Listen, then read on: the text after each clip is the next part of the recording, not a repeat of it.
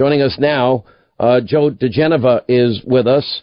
DiGenova and Tunsing, and his partner in crime and in life, Victoria Tunsing. Welcome, both of you. Greetings from Columbus, Sean. Indiana.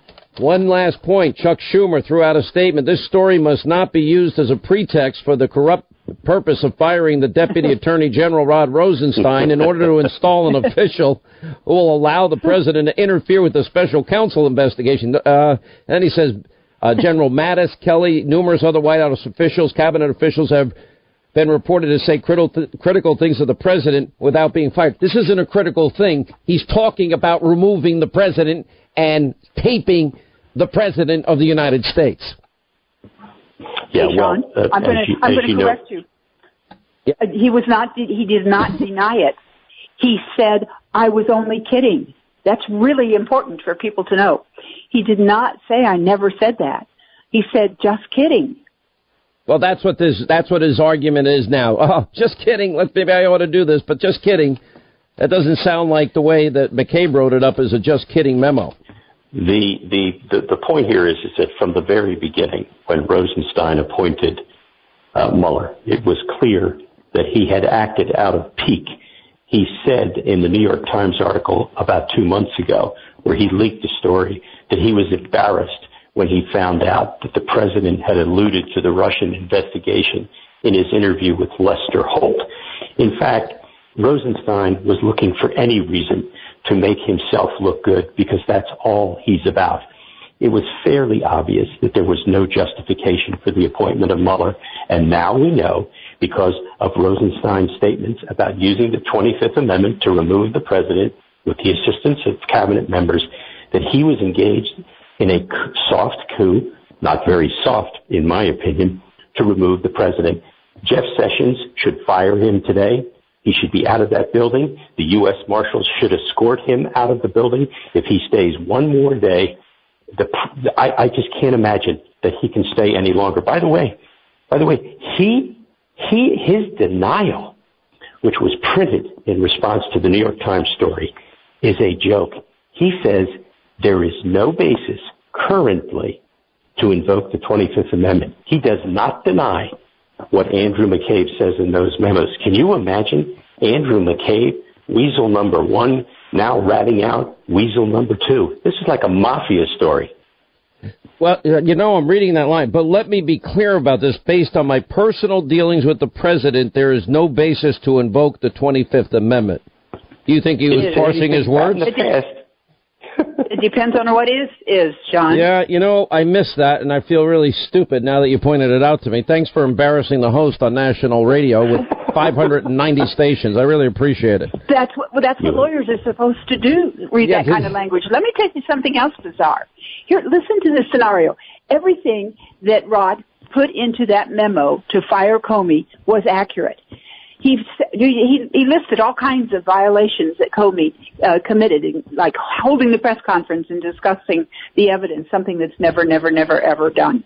He said everything he stated in there was not only accurate, but he went to bipartisan people. He went to Democrats who criticized Comey in the memo. Then he gives the president the memo, and then he gets heat from the Democrats on the Hill. And then, only then, does he react and say, I was embarrassed. I really didn't mean it. I've got to be honest. It is just unbelievable. So the process should be very clear here in terms of what should happen. This is now this is a test again, but he's failed every test leading up to this. If you're Jeff Sessions tonight, Rod Rosenstein comes in, it's just a joke, I didn't really mean it, and Andrew's probably just mad because Andrew knows that there is a grand jury that's been impaneled, et cetera, et cetera. So he's not going to do anything. The problem for Jeff Sessions is that he doesn't have any choice.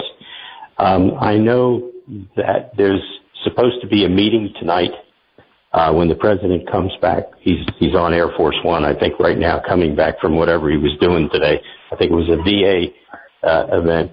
This is a singularly distinct moment for Attorney General Sessions. He has, as you said aptly, Sean, he has not been up to any of the previous occasions. He could save his job. if he fires Rosenstein tonight. All right, but he won't. But he won't. Why do you think the president met with the DOJ? Apparently he was getting calls from key allies, he says. I can imagine who they are. You know, why do I suspect that, and I've heard this has gone on for many, many years, in the cases where surveillance is illegal, oftentimes allied countries of ours will do the surveillance for them, they'll do it to us, and then we get reports back and forth. Is that true? Yep. That's true. It is. So yes. When I was a justice, that happened. Yes. So why do I suspect that the countries, whichever countries they are, key allies of ours, that they have been doing perhaps some what would be illegal on our part or on the part of our intelligence and maybe passing on key information that our government has wanted? And I can't think of any other reason why they would be engaging the president on this matter, not to release or declassify or give away this unredacted material. So I assume that they may be complicit. Hey, Sean, they may have been told that there's certain information that they are concerned about, but it doesn't mean that people did something illegal in their respective countries. There were times like we were prevented from going into, I think, certain sectors in when Berlin was divided, and we couldn't do it. And so then we would ask the Germans to do it because they could under their law. So there are technicalities in individual countries' laws that prevent you from doing something, but it wouldn't shock the conscience. It wouldn't make you think, oh, this is really bad stuff. It's just technical kind of stuff that they can't carry out. But here's the point as well. The Australians are up to their scuppers in this through the former ambassador, and so is the UK and MI6 up to their scuppers in this with regard to Halper and Mifsud. And there are things and activities which they were asked to do by McCabe and Strzok, which they did. So they have what are called equities in having their role not mentioned. I don't have any problem with that. I just want to know who the Americans were.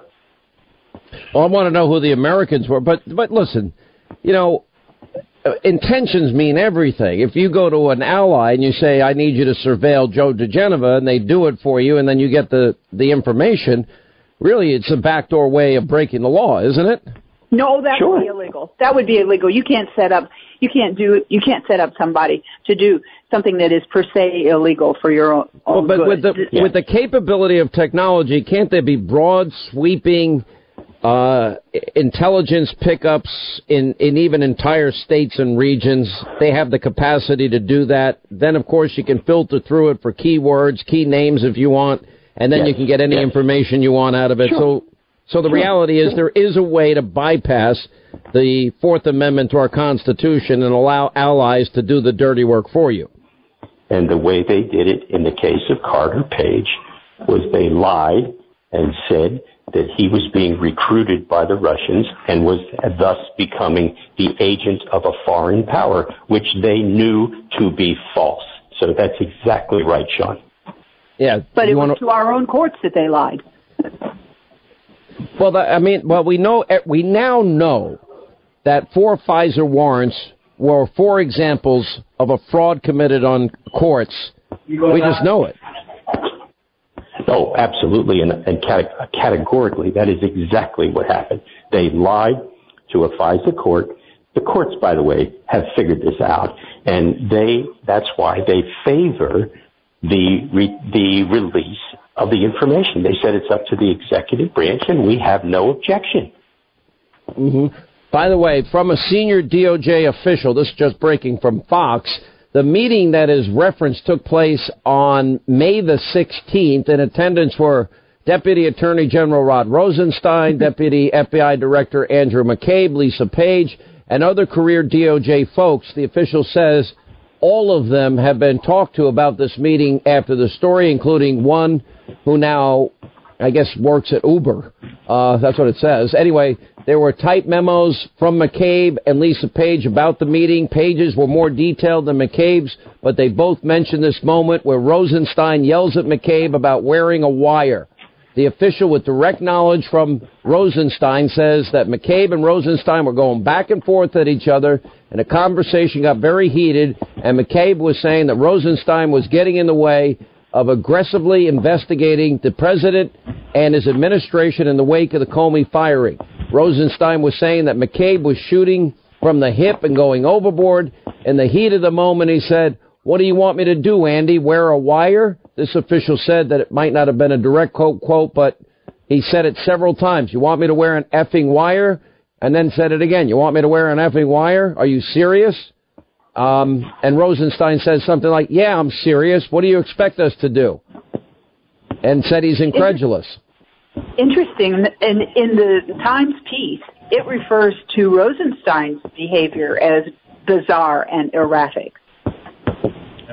And indeed it is. Yeah. All right, last word, Joe. You get the last word today, not Victoria.